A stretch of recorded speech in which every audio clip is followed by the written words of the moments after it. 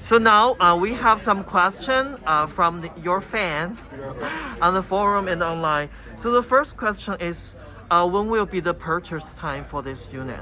Okay. Well, do you mean as far as like if we're going to be accepting deposits or anything like that? We might. Yeah. But I hope that we'll be shipping them sometime next year. I'm thinking of maybe initially just offering this to people who own the Blue Hawaii, giving them the first dibs at getting one of the earlier units. Initially, we'll just be making a small number of them, like maybe 10 units or maybe 25 would be in the first production run. So I think that those units are probably going to go pretty quickly.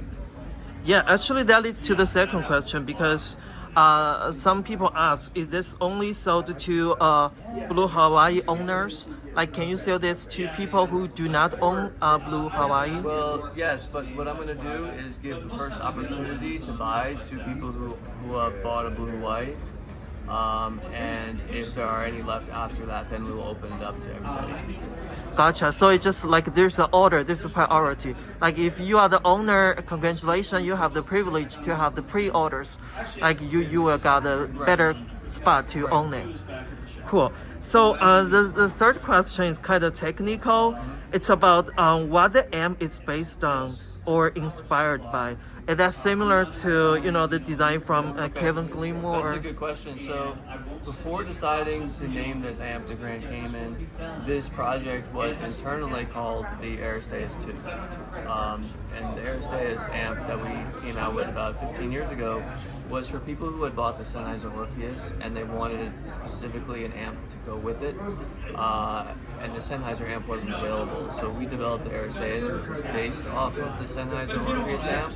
And then later on, this amp was going to be like the Uber Aristeas amp, much more powerful, better overall, better tubes, better power supply, better everything. I decided to change that because it just evolved too much from what that amp would be, and to more of just an overall upgrade from the Blue Hawaii.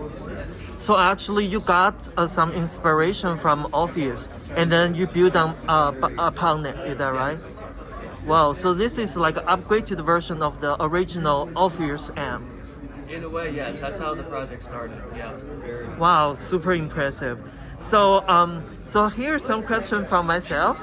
My first question is this tuning the tonality the final version? Definitely not, no. In fact, I wasn't even planning on having this to listen to at the show. We were just going to display it because it's not quite ready to, like, for people to be able to listen to it without us watching very closely because there's parts inside that could easily be touched and parts of it are running on a battery right now. But the vacuum tubes themselves could have considerable effect on the tuning. So these are actually not all of the original tubes that when we did all of the testing with, but they do work.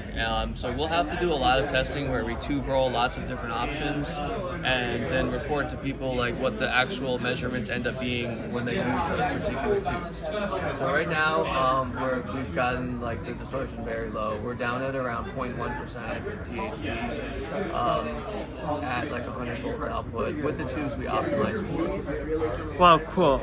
And another question is what will be the price range? I know it's to be determined. Do you have like a range? Yeah, it is definitely to be determined on the price. It's going to be somewhere between 2 and 3 times the price of the Blue Hawaii.